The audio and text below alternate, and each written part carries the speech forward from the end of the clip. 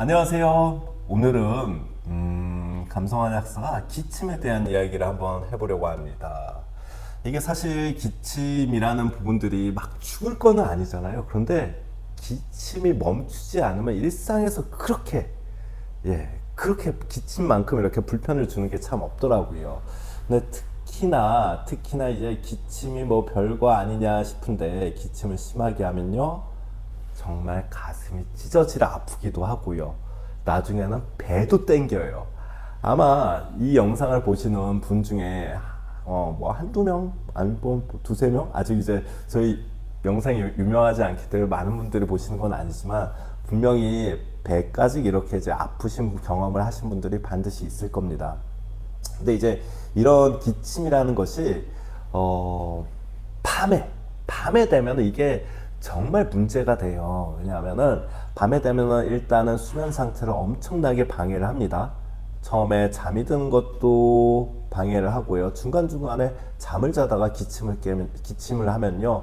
그렇게 잠을 쑥 못 들어가고 중간중간 잘 깨요. 그런데 이제 이런 부분들이 되게 어르신들에게 해당되는 경우에는 정말 고역입니다.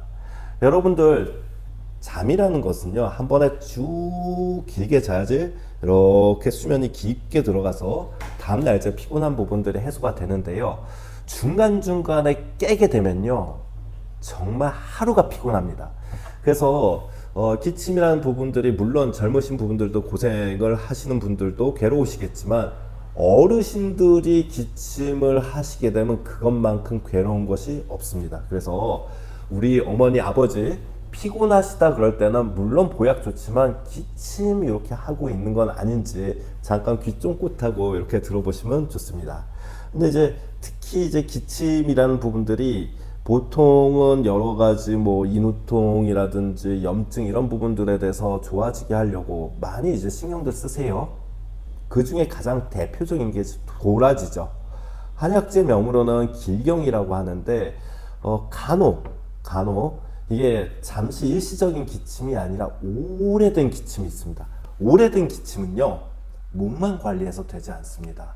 저희가 전쟁에서 앞에 나가서 싸우려고 그러면 뒤에서 병참 기지가 이렇게 든든하게 받쳐줘야 되듯이 오래된 기침은 결국에는 소화기 계통에 대한 피로도까지 이어지는 경우가 참 많으세요. 그래서 혹시나 오래된 기침이라면은 단순히 도라지만 가지고 접근을 하시면은 부족합니다. 그래서 그때는 소화기 계통을 같이 보호하시는 그런 구성을 갖춰주시는 게 좋습니다. 소화기 계통을 보호하신다고 하면요, 한편으로는 소화가 부담스러워서 또는 소화가 잘 안 되는지 체크해 주시는 게 대단히 중요하세요. 소화가 잘 안 된다고 한다면요, 일단 입으로 잘 안 들어가고요, 먹었는데 더부룩하고요, 답답하고요, 가스차고요. 어떻게 보면 이런 세 가지 기본 조건을 체크를 해주시는 게 중요하시고요. 소화에 대한 부분은 누차 강조를 한 것처럼 음식물이 입으로 들어가서 비위소장을 거쳐서 이제 똥까지 나오는 게 이제 소화거든요. 그래서 똥을 잘 못 싸는 것도 소화기 계통이 안 좋다 이렇게 생각을 하시면 됩니다. 근데 이 기침이라는 건요, 사실 도라지, 길경, 뭐 맹문동 이것도 정말 좋아요. 그리고 한의학적으로는 장이 안 좋기 때문에 기침이 또 계속됩니다 이런 이야기를 하기 때문에 뭐 프로바이오틱스 뭐 이런 부분도 한의학적으로는 프리바이오틱스 뭐 이런 거는 도움이 될 수 있습니다. 그런데 무엇을 먹느냐에 앞서서 중요한 것은요, 주무시는 공간의 습도예요. 이 주무시는 공간의 습도는요, 건조하면요, 기침이 잘 안 나요. 저희가 기침을 할 때 또는 말을 할 때 입에다가 이렇게 티슈를 대고 이렇게 말을 하잖아요. 그러면 티슈가 어떻게 될까요? 촉촉해집니다. 흔히 노래방에서 마이크에 이렇게 일회용 부직포 같은 걸 쓴 다음에 노래 한참 부르고 나면 침 튀었다고 그런 얘기도 하고 그 부직포가 촉촉해지기도 하잖아요.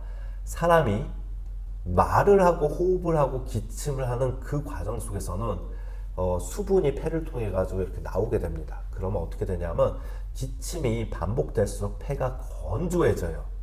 그래서 반복되는 기침에는 아까 소화기 계통에 대한 부분들을 말씀을 드렸잖아요. 오래된 기침에는 소화기를 체크해야 된다. 그러면 기침이 계속될 때는 중요한 것 중에서 하는 거는 수면 공간의 습도입니다. 수면 공간이 건조하게 되면요, 저희가 이렇게 말을 하고 노래하고 기침할 때 이렇게 몸에서 이렇게 폐가 건조해진다고 말씀을 드렸잖아요. 잠자면서 수면 공간이 건조하면요, 계속 폐가 건조해집니다. 그래서 우리가 기침에 좋은 무엇인가를 먹어야 될까 고민하기에 앞서, 또는 고민과 함께 나의 수면 공간은 과연 습도가 적당한지 꼭 체크를 해 보시는 게 중요합니다. 그래서 만일에 기침을 계속 하시는 분이 가족분에 계시다면은 가습기 꼭 사용하시는 게 좋습니다. 여기서 꿀팁 하나. 가습기요. 그러면 김대호 한약사님, 가습기 어떤 거 쓰는 게 좋아요? 이렇게 물어보시는 분들이 있으세요. 저는 개인적으로 이게 초음파 가습기가 있고, 그 다음에 가열식 가습기, 이렇게 이제 두 개가 있잖아요. 저는 가열식 가습기를 좋아합니다. 왜냐고요? 초음파보다 가열식 가습기에서는 미생물이 증식해서 살기가 어려워요. 그래서 가열식 가습기를 좋아하고요. 특히 겨울에는 가열식 가습기를 틀어놓게 되면요, 좀 포근해지는 그런 효과도 있습니다. 뭐 부득이하게 뭐 초음파 가습기를 쓰시는 것도 뭐 나쁘다 이렇게 말씀드리기는 어려워요. 초음파 가습기라도 있는 게 좋습니다. 그런데 초음파 가습기를 사용하실 때는 반드시 지켜야 되는 게 있습니다. 초음파 가습기에 일반적으로 조금 더 깨끗하게 잘 쓰겠다 그래서 정수기 물을 넣으시는 경우가 있으세요. 그런데 노. 정수기 물은요, 너무 깨끗하다 보니 충분히 세척을 해주거나 그냥 그날 바로 갈아주지 않는다면 미생물이 너무 증식하기가 좋아요. 그래서 초음파 가습기를 사용을 하신다 그러면 그냥 그대로 수돗물을 쓰시는 걸 권해드립니다. 그래서 일단은 기침이 계속된다 그러면 소화기 계통이 내가 조금 약하지는 않나 체크를 해보시는 거 중요하시고요. 수면 공간이 너무 건조하진 않나? 요거 꼭 함께 체크하시는 게 좋습니다. 그리고요, 하면 안 되는 게 또 하나 있어요. 찬물 마시기. 기침을 한다는 거는 기본적으로 몸에서 상부, 상체 쪽이 이제 건조해지는 그런 양상이거든요.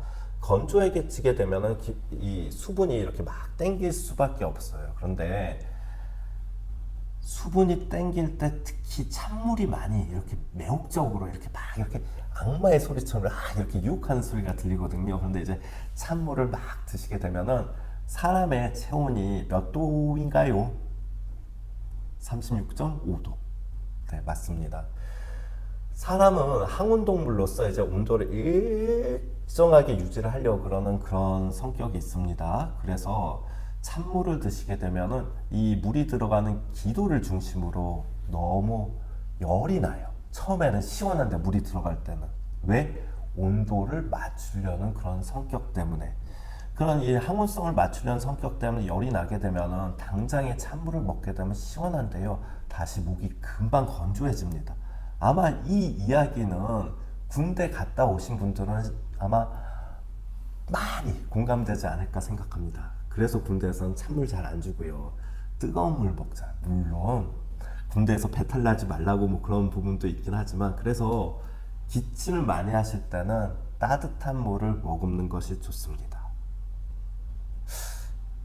한약사님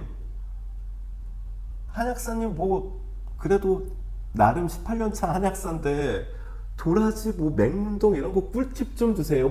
어떤 걸 먹으면 좋을까요? 네, 앞에 있는 세 가지를 함께 해주신다 그러면 그제서야 도라지를 챙겨 드시면은 좋습니다. 어떻게 보면은 훨씬 더 시너지가 날 수 있는 그런 구조지요. 그런데 여러분, 도라지는 좋아요.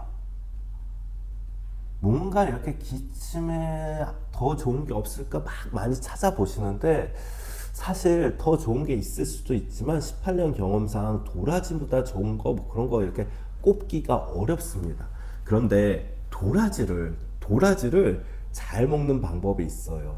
도라지를 꿀로 볶아서 건조해서 그 아이를 차로 만들어 드시면 좋습니다.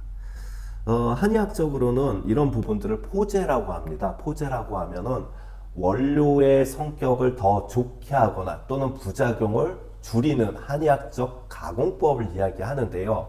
꿀로 도라지를 이렇게 볶는 거를 밀자라고 해요. 그런데 이제 이런 부분들은 꿀로 이렇게 볶았다 말렸다 약재를 쓰는 건 어떤 효과가 있냐면, 꿀은 폐를 촉촉하게 하는 그런 효과가 있거든요. 그래서 여러분들 혹시 기침에 도라지 좋은 거 알고 도라지 제품을 찾고 계신다면 꿀로 볶은 거, 그리고 도라지 차를 직접 만들어 드신다 그러면 한번 꿀로 볶았다 그랬다 건조시켜서 차로 우려서 드시면 좋습니다. 아울러서 보통 약재들끼리는 저희도 뭐 그렇잖아요. 일을 하거나 결혼 생활을 하거나 서로 간에 이제 합이 잘 맞는 그런 궁합이라고 하죠. 한의학적으로는 뭐 상수 뭐 이런 이야기를 합니다. 서로 이제 도움이 된다 그런 이야기인데, 도라지와 가장 잘 어울리는 것 중에서 하나를 꼽는다 그러면 맹문동이라는 약재가 있습니다. 맹문동은요, 폐를 촉촉하게 해드리고요, 신장 폐에 대한 열을 꺼트리고 장을 부드럽게 해서 배변을 도와드립니다. 그래서 혹시라도 기회가 된다면 도라지, 맹문동 이 아이들을 같이 배합해 가지고 차를 만들어 드시면 좋습니다. 다만 이 맹문동이라는 아이는요, 설사를 유발할 수 있습니다. 너무 지나치게 드시면. 그렇기 때문에 항상 그렇지만 적당히 드시는 게 제일 중요합니다. 그래서 사자성어로 과유불급 제가 좋아하는 단어기도 하는데, 지나치면 독이 되고요, 적당하면 약이 됩니다. 그래서 오늘 기침에 대한 이야기를 드렸어요. 도라지 뿅뿅뿅 좋은 거 다 아는데, 이왕 도라지를 드신다면 더 좋게, 더 좋은 도라지로 그렇게 하시려면 꿀로 볶아서 말려서 차를 만들어 드시면 좋다. 그리고 우리가 무엇인가 몸에 좋은 것을 먹기에 앞서서 체크해야 되는 거, 기침에 좋은 걸 먹기 전에 체크를 해야 되는 거는 오래된 기침의 경우 소화기를 다스려 주시는 것이 좋다.